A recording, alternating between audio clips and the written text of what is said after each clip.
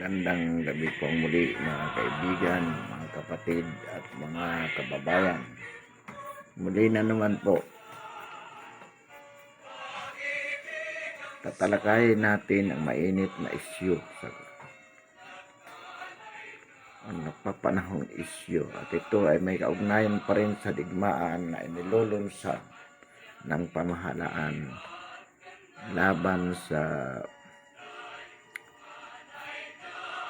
NPA, sa mga New People's Army. Patuloy po ang hearing sa Senado tungkol dito, at naturalmente po sa bahagi ng Makabayan Black ang i-deny ang mga akusasyon laban sa kanila na sila ay mga kasapi ng CPP, NPA, NDF. Bagamat sa bahagi po ng pamahalaan, sinasabing seryoso ang ating Pangulo tungkol dito sa isyu ng pakikidigma laban sa mga komunista.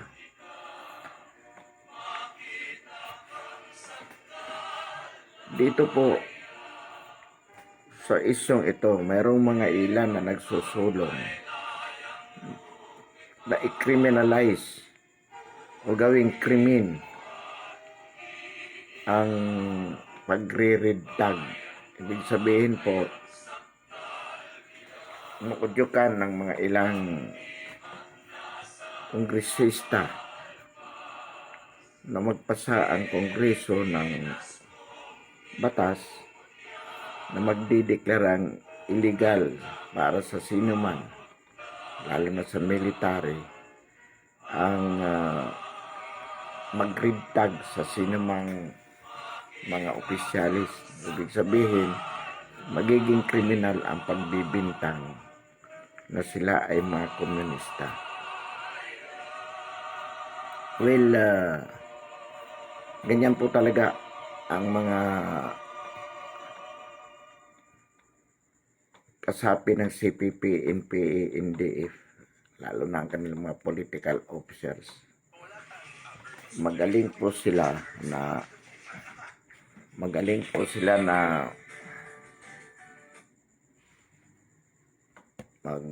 sinungaling sa puntong hindi sila mga CPP, NPA, NDF. Ang lagi nilang sinasabi, sila po ay mga aktivista at kanila lamang ipinopotista ang mga bagay na ayaw nila sa ating pamahalaan. At sa ilalim ng demokratikong lipunan, ito ay hindi krimen ang maging kritiko sa ating pamahalaan. Tama po yan. Hindi po krimen. Ang krimen po dito ay yung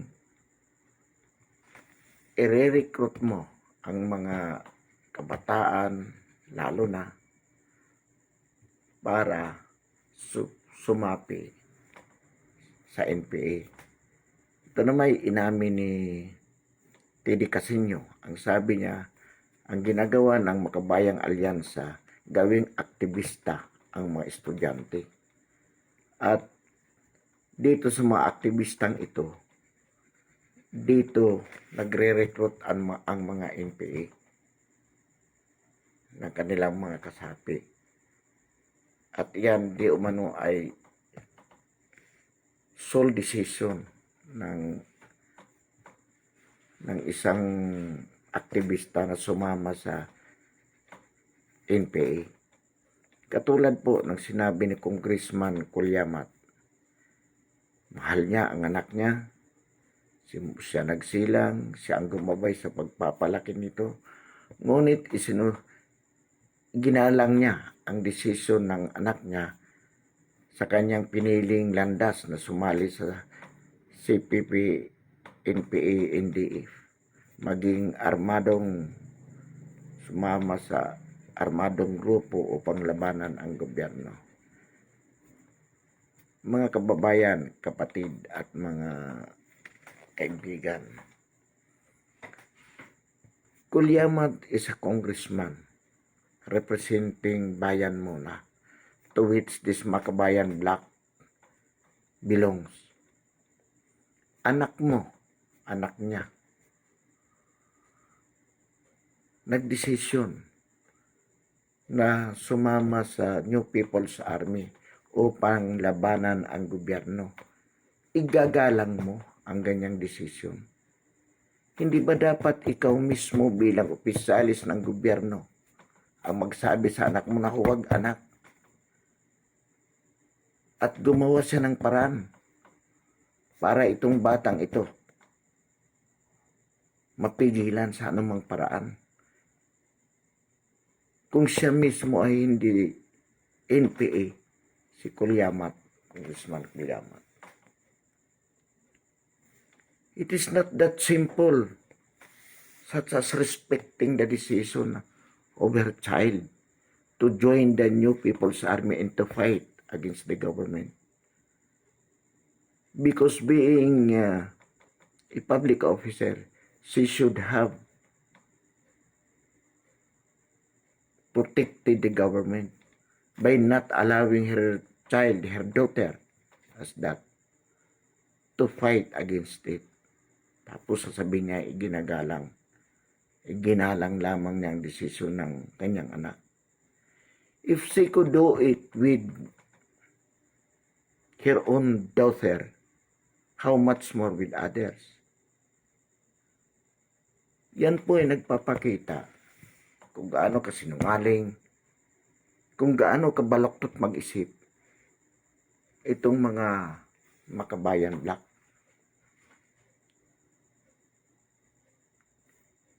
So, sa ganito pong katotohanan, kailangan po ang sambayanan at ang pamahalaan ay magtulong-tulong para ito ay mawakasan. Sa mga taong ito, katulad ng mga congressman, Makabayan block, si Nery Colmenares, si T.D. Casino, yan si Renato Reyes, at yung 6 na Makabayan block congressmen. Kung kaya nilang ipapatay ang ating mga kabataan sa pamamagitan ng paghikayat sa mga ito na sumama sa NPA.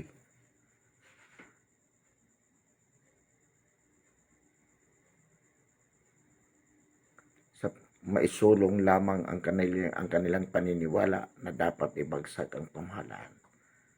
Dapat po ang magdesisyon dito ang ating pamahalaan at ang sambayanan.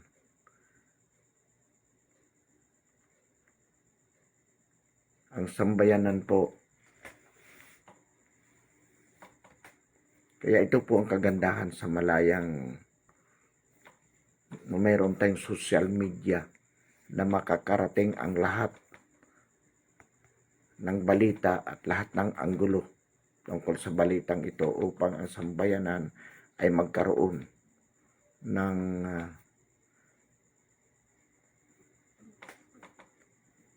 proper evaluation of all these things.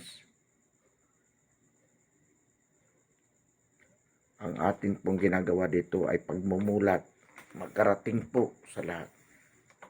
Ngayon,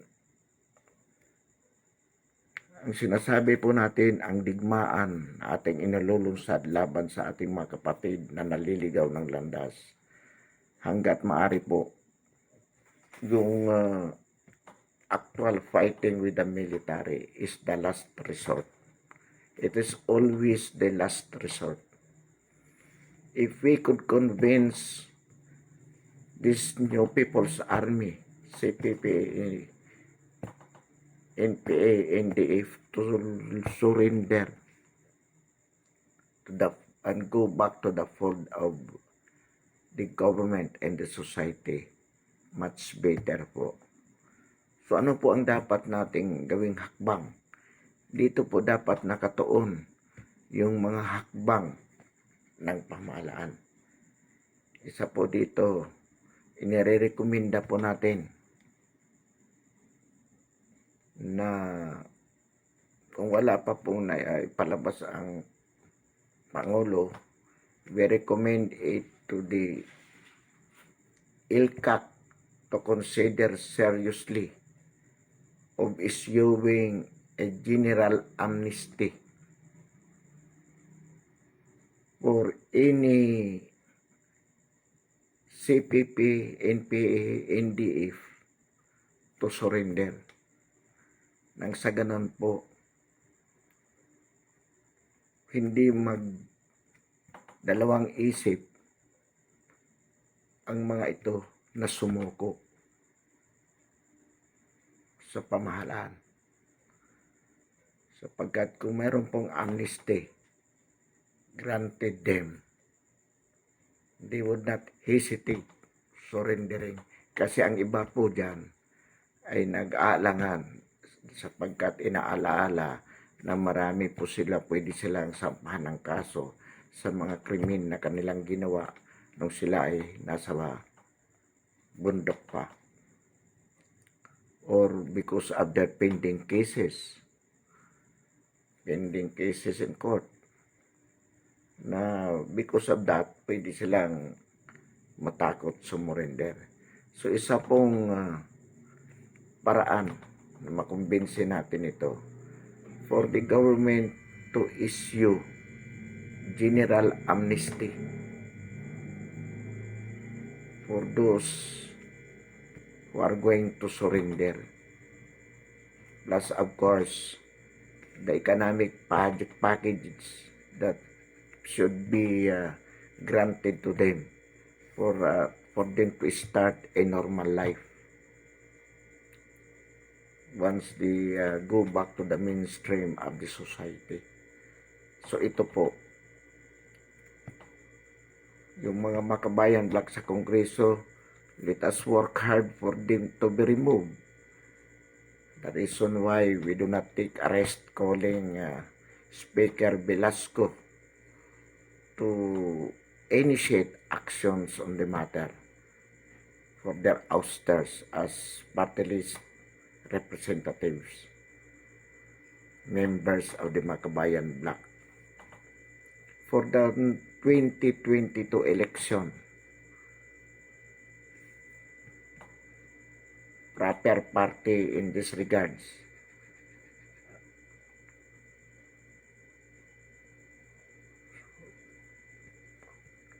must compel the COMELEC to disband this Makabayan party list. Gabriela, Kabataan, party list, Act. Yan po mga Makabayan Bloc na yan. Dapat madisband yan so that they could no longer participate comes the 2022 election. Ito po yung ating mga dapat mga bagay to concentrate on. At muli, atin din po uling tinatawagan ang DILG, General Anyo Sir, with ILCAC being the leading agency to mobilize itong mga barangay captain, mga local chief executives. Para ito po ang mga frontliners natin sa digmaang bayan na ito. Of course, with the support of the military. Yung Globe and Smart, dapat po yan.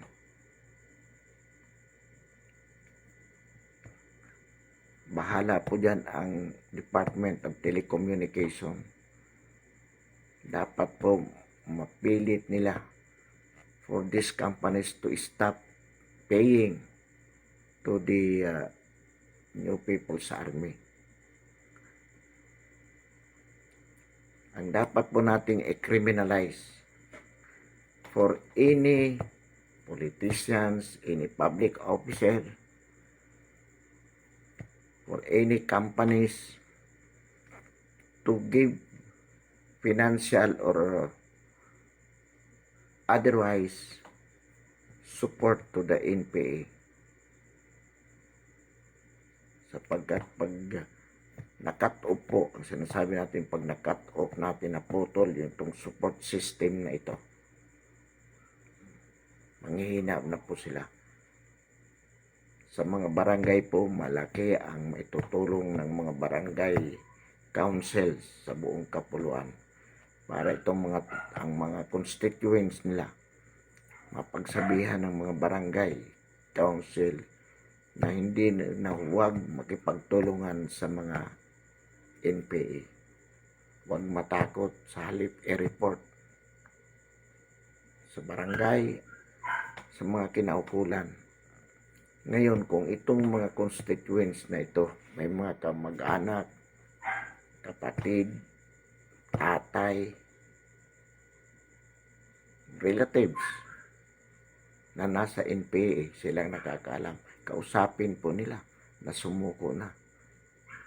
Maghumingi ng tulong sa barangay captain, sa mayor, kahit mga taong simbahan kung kanilang pinagkakatiwalaan, pwede po nilang hingan ng tulong para po yan ay mapasuko. Nang sa gayon po, maiwasan yung pagkamatay. Maiwasan yung kanilang pakikipag-enkwentro sa mga military.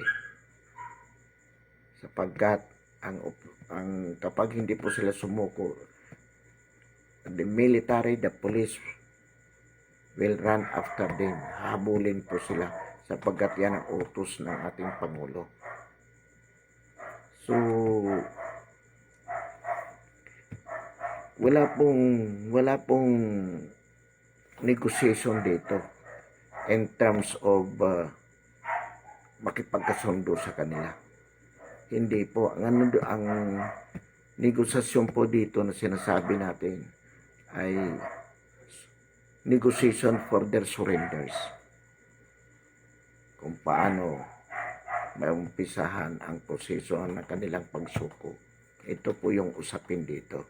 At yan po ay at the barangay level, municipal or city level.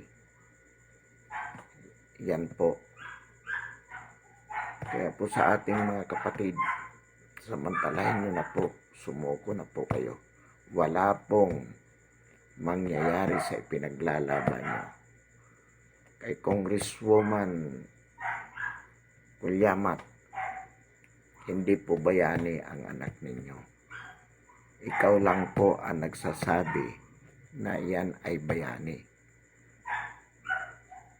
Sinasabi nyo na nakikipaglaban, pinili ng anak nyo ang landas na ipaglaban ang kaapihan ng mga lumad laban sa gobyerno. Hindi po nang-aapi ang gobyerno natin. Katunayan, marami pong mga lumad katribo po ninyo na nagsasabi na ang salot sa kanilang pamumuhay ay mga NPA. At totoo pong salot yan sapagkat naghihirap na nga itong mga kababayan natin. Hihingan nyo pa ng inyong pagkain mga NPA kasi hindi naman kayo nagtatrabaho, hindi naman kayo nagtatanim. Saan kayo kumukuha ng inyong pagkain, pangsuporta sa inyo? Sa mga kababayan natin na sinasabi nyo ipinagtatanggol nyo, pero sa halip, pinagnanakawan nyo ng harap-harapan. That is robbery. What you're doing is robbery against the common people na mahirap na itong mga ito.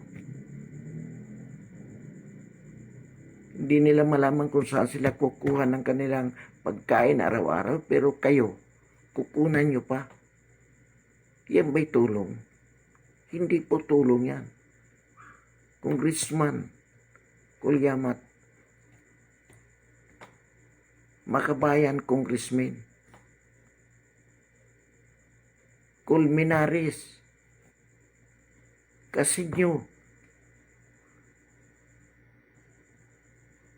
at itong mga komunista.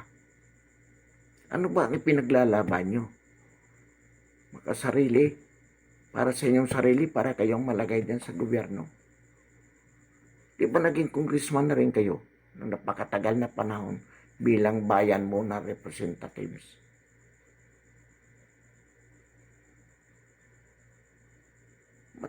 Matatalino kayo. Hindi nyo ba ito naintindihan? Imposible. Pero ano ba talaga ang ipinaglalaban nyo dito? Bakit hindi tayo magkatulungan na lamang? Why you don't help with the government? Ipinaglalaban nyo? Anong pinaglalaban ninyo? Ang CHR, isa pa rin. Patuloy pa rin ang pag-i-issue ng mga statements na ang linya ay ang implikasyon ay against the government in favor of this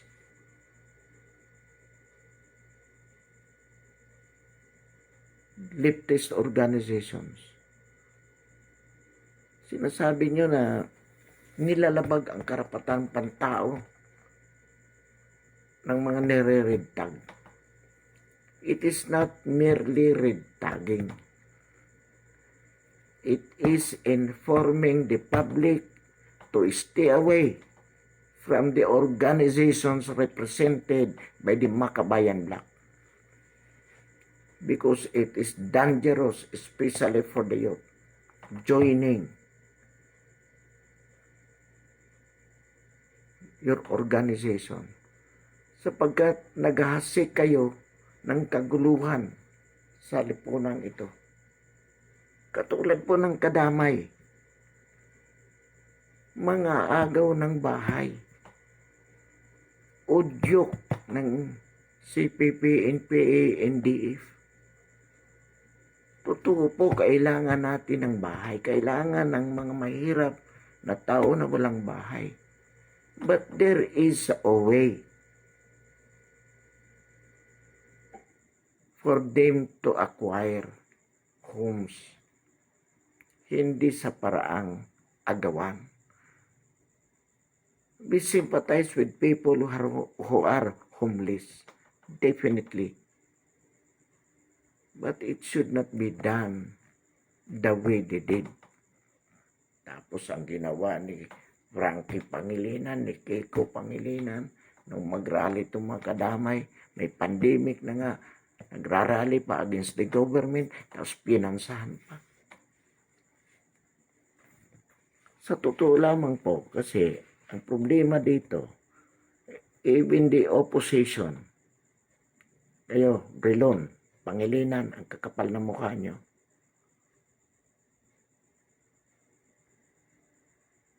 sa halip na tulungan ninyo ang gobyerno,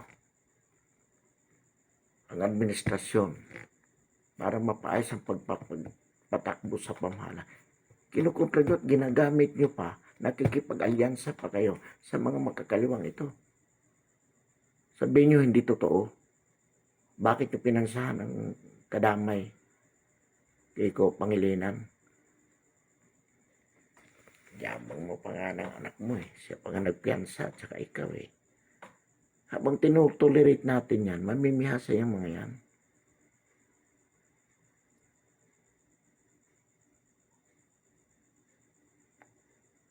We want to help these people to have their homes. But it should not be done that way. Otherwise, chaos will prevail. At yan ang ginagawa ng CPP, NPA.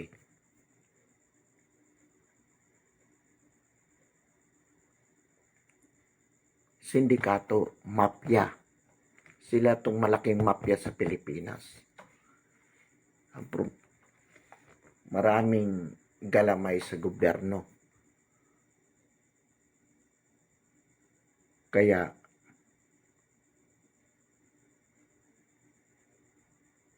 tumatagal sila kakagalaw. Hindi naman makakapag-recruit yung mga yan kung hindi tinotolerate ng mga schools and university officials. Hindi magiging malakas yan kung hindi makakapag-operate yan sa isang bayan o syudad o sa isang barangay kung walang tolerance on the part of the mayor, on the part of the governor, on the part of the barangay.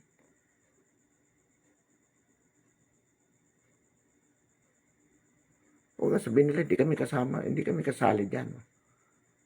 It can be. Pero alam mong nandiyan nag-ooperate, hinahayaan mo. That is tolerance. So, dito, ang sinasabi natin for good governance, eliminate muna natin itong sindikato. Itong sindikato po, nasalot ng lipunan. Eliminate muna natin at from all angles, we are approaching the war against it. Cutting off supplies, dismissing their people in the government, convincing them to surrender, giving them opportunity for a new life, and as the last resort, killing those people who refuse to surrender, who uphold fighting against the government, then they have to face the consequence of dying. Sapagkat hindi naman natin pwedeng hayaan sila sa ganyang ginagawa nila. So ito po ay panawagan. Paulit-ulit nating binabanggit ito sapagkat ito ang mainit na isyu sa ganitong panahon. Ito ang napapanahong isyu ng ating lipunan. Kaya hindi po natin maiwan itong isyu na ito. Sapagkat nais po nating marating ang lahat nating mga kababayan hanggat maaari upang ito po ay maipaliwanag. We have not against our fellow Filipinos longing for meaningful changes in the system of our governance. Sa totoo po, we all agree na. We do agree that there is a need to change the economic system, the political system. But what we are against of is the method, the process by which we want to achieve the changes. We want it done within the constitutional legal framework. Yun po ang ipinaglalaban natin dito. Admittedly, matagal na laban yan. Medyo masalimuot. But then, kung tayong mga kababayan, mga mamamayan ay magkakaisa, lalo na ngayon, using with this social media network, ito po ang sinasabi natin, that if we will just be using the social media network properly, mas madali po kasi hindi na tayo kailangan lumabas sa kalsada, mag-rally, para maiparating ang ating mga hinaing, yung ating concern, maiparating natin sa pamahalaan, sa kinauukulan. Nasa bahay ka lang using the internet technology, may pararating mo na. Hindi na natin kailangang mag-rally-rally, mamundok pa. Wala namang mangyayari. So, hindi naman tayo, nagkakasundo tayo mga kapatid na nasa bundok. Nagkakasundo tayo dyan na mayroong dapat baguhin sa sistema ng ating gobyerno, sa sistema ng ating pamumuhay. Sapagkat totoo naman na talagang ang ating ekonomiya nakokontrol ng ilang mayayaman. Totoo po yan. They recognize that fact. But then, we believe that there is a way to change it lawfully and peacefully. Itong ipaglalaban natin, pag andito na tayo sa baba, kayo andito na sa baba, paglalaban natin yan sa tamang paraan at sa isang paraan na pwede tayong magkasundo through the democratic process of electoral exercise. Katulad yan, meron na kayong mga congressmen dyan, party list. Ang kailangan na lang, huwag suportahan ng party list na to ang mga NPA. Kumbaga, i-give up nila ang armadong pakikibaka. Ngayon, sasabihin nyo, wala naman kayong ebidensya, wala. Common knowledge na yan, common experience yan. Mga makabayan black, huwag nyo na kaming lulukuhin, lalo tayo hindi magkakasundo niyan. Lalo lamang nagpapakita na ganun kayo kasama. Mandaraya. Sabihin nyo mo, i-criminalize ang red tagging. We are not doing it merely for tagging you as red people, communist people. We are doing it for enlightening the masses. We are doing it to discourage others. Ma-enlighten sila para hindi na sila malinlang nyo. Sapagkat magaling kayong magsinungaling, magaling kayong magpropaganda. Kung hindi kami magsasalita to counter your propaganda, marami kayong malilinlang. So this we are doing because we want to enlighten the masses.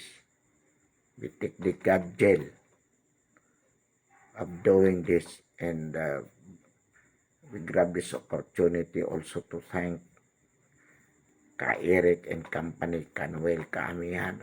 Marami pa silang kasama. Pinasasalamatan namin kayo sa inyong paglantad at pagsisiwalat sa mga atrocities, injustices, terrorism na ginagawa ng CPP, NPA, NDF.